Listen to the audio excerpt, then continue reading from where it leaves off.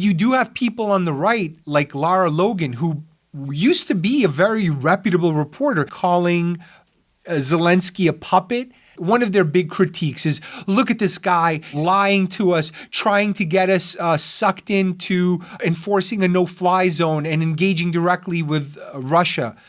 If you're the leader of a country that is being attacked, your first obligation is to your people. Whether that causes a world war or not, at the moment is not really his concern. His obligation is to the people that are getting murdered on the streets by Russian soldiers and bombs. So when he goes out there and says, hey, all we're asking for is a no-fly zone, which basically means we'd have to shoot down Russian planes, we have to make our own independent decision.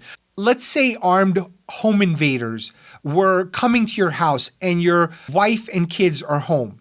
Now, if you could call the police and tell them that there's an officer down, which would cut down their response time by 20 minutes, even though it's a lie, would you do it?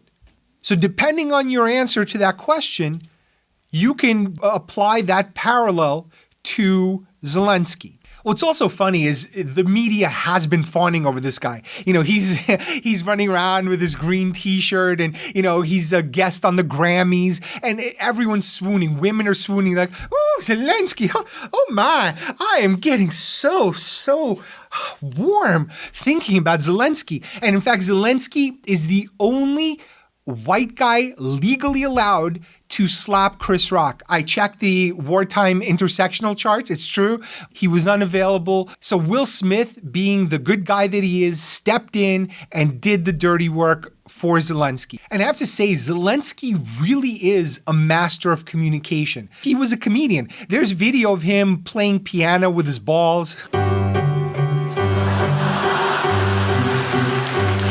And he played president on TV. He was on game shows. Could you imagine if a game show host ever became president of this country? I mean, how crazy would that be? Zelensky goes in front of all these different audiences and he presses all the right buttons. To the British, he quoted Churchill. To the Germans, he mentioned the Berlin Wall. To the Israelis, he mentioned the Holocaust. He's like, our battle is your battle. That's his thing. And then to America, he quoted Martin Luther King. He's like, our battle for freedom is your battle for rights. The one weird thing that I found about Zelensky is